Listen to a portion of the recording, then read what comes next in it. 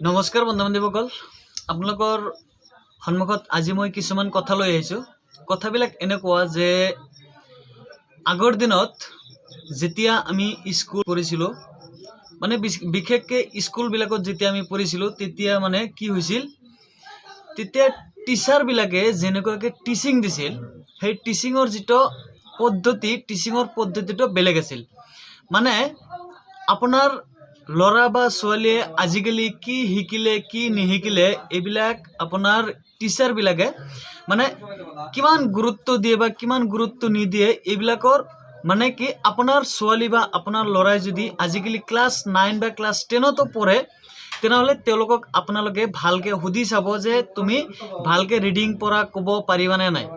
তো আজিকালি মই মানে বহুত দেখা পাইছোঁ, মানে ময়ো ক্লাছ 8 লৈকে পঢ়াইছোঁ, ময়ো টিচিং দিছোঁ, কিন্তু বহুতো ল'ৰা ছোৱালী আছে, এইবিলাকৰ ভিতৰতো বহুতো ল'ৰা ছোৱালী আছে যিসকলে নেকি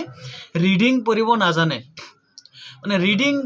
পঢ়িব নাজানাৰ এটাই দোষ কি, তেওঁলোকে মানে ভালকৈ যিখিনি আমাৰ এই স্বৰবৰ্ণ অফলা স্বৰবৰ্ণকেইটা ভালকৈ নাজানে বা ব্যঞ্জন বৰ্ণকেইটা ভালকৈ তেওঁলোকে নাজানে, মানে চিনি নাপায়। মানে এনেকুৱা হয় যে ব্যঞ্জন বৰ্ণকেইটা জানে ঠিকেই, তেওঁ চাই চাই ক'ব পাৰে, কিন্তু এনেকুৱা হয় যে কোনটো কি আখৰ, এই আখৰবিলাক তেওঁলোকে ধৰিব নোৱাৰে, বা কোনটো বস্তুৰ লগত কি বস্তু যোগ হ'লে এই উচ্চাৰণটো কেনেকুৱা ধৰণৰ হ'ব এইবিলাক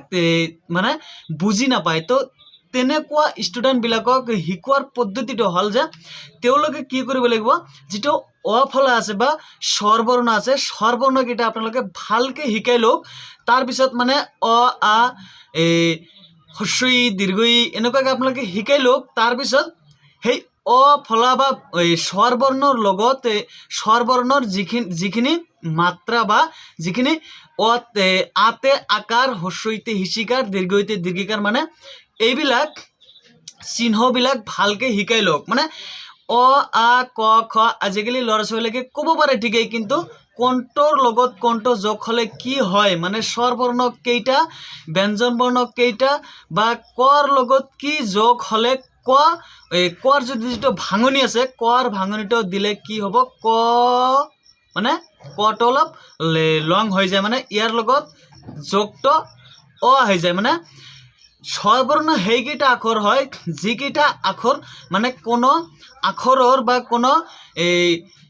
বৰ্ণৰ সহায় নোলোৱাকৈ যিবোৰ আখৰ বা যিবোৰ এই আখৰ আমি উচ্চাৰণ কৰিব পাৰোঁ, সেই আখৰকেইটাকে স্বৰবৰ্ণ বুলি কোৱা হয়। আৰু ব্যঞ্জন বৰ্ণ হ'ল যিবিলাক আখৰ আমি অইন কোনো আখৰৰ সহায় নোলোৱাকৈ উচ্চাৰণ কৰিব নোৱাৰি, সেইবিলাক হ'ল ব্যঞ্জন বৰ্ণ। তো ব্যঞ্জন বৰ্ণ কেইটাৰ লগত প্ৰত্যেকটা ব্যঞ্জন বৰ্ণৰ লগতে স্বৰবৰ্ণৰ যোগ হয়। তো আজিকালি সেই ল'ৰা ছোৱালীবিলাকে সেই পদ্ধতিটো প্ৰায়ভাগেই নাজানে, বা আকাৰ একাৰ, হ্ৰস্বীকাৰ, দীৰ্ঘিকাৰ, হ্ৰস্বকাৰ, একাৰ এইবিলাক নাজানে। সেইকাৰণে আজিকালি ল'ৰা ছোৱালীবিলাকে কি নাজানে, ৰিডিংটো পঢ়িব নাজানে। তো আপোনালোকে প্ৰথমতে ভালকৈ শিকাই লওক যিখিনি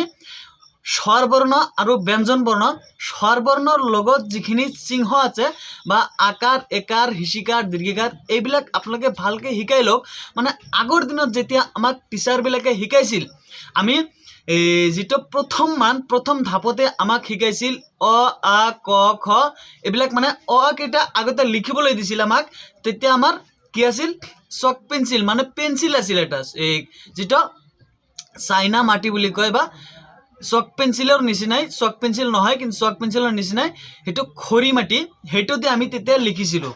তো আমি চিলেটত লিখিছিলোঁ বা ফলিত লিখিছিলোঁ। সেই ফলিবিলাক আমাৰ তেতিয়া বহুত, আমি গাঁৱলীয়া ল'ৰা, আমাৰ গাঁৱত তেতিয়া স্কুলবিলাকত এনেকুৱা উন্নত ধৰণৰ ফলিৰো ব্যৱস্থা নাছিল। আমাৰ স্কুলবিলাকত ছাৰসকলে কি কৰি দিছিল, ৱালত আমাক স্লেট বনাই দিছিল, ৱালত আমাক ফলি বনাই দিছিল, আৰু তাতে ব্লেক ৰং সানি দিছিল, আৰু তাতে আমি চকেদি বা পেঞ্চিলেদি লিখিছিলোঁ অ আ, আতে আকাৰ, হ্ৰস্ব ইতে হ্ৰস্বীকাৰ, দীৰ্ঘ ইতে দীৰ্ঘিকাৰ। মানে এইকেইটা আমি যেতিয়ালৈকে শিকা নাছিলোঁ তেতিয়ালৈকে আমাক ক'ত দিয়া নাছিল, তেতিয়ালৈকে আমাক যিটো দ্বিতীয় মান, প্ৰথম মানৰ পৰা দ্বিতীয় মানলৈকে আমাক উঠাই দিয়া নাছিল মানে তেতিয়াৰ নিয়মটো এনেকুৱা আছিল মানে অ আ ক খ কেইটা মাষ্ট বি জানিবই লাগিব আজিকালি মানে সৰু ল'ৰা ছোৱালীবিলাকে ইংৰাজী পঢ়িব লগা হয় কিন্তু তেওঁলোকে এটা সময়ত যায় ভালকে এছামিজ ৰিডিঙো পঢ়িব নাজানে কিয় নাজানে তেওঁলোকৰ এটাই অসুবিধা কি তেওঁলোকে অসমীয়া স্বৰবৰ্ণ আৰু আকাৰ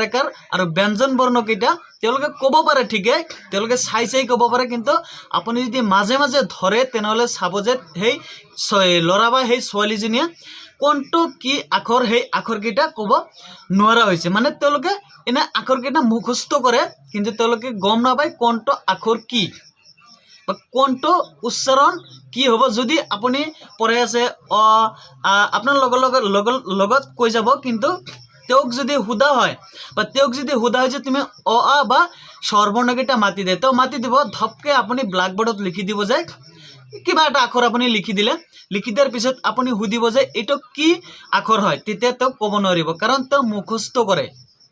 তো এই মুখস্থ বিদ্যা যিটো মুখস্থ বিদ্যাটো আপোনাৰ ল'ৰা বা আপোনাৰ ছোৱালীক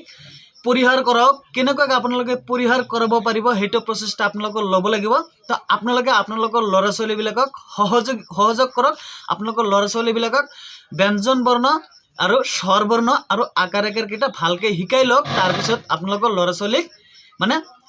আগবাঢ়ি যাবলৈ দিয়ক মানে আখৰ কেইটা নিচিনিলে বা আখৰ কেইটা যদি তেওঁলোকে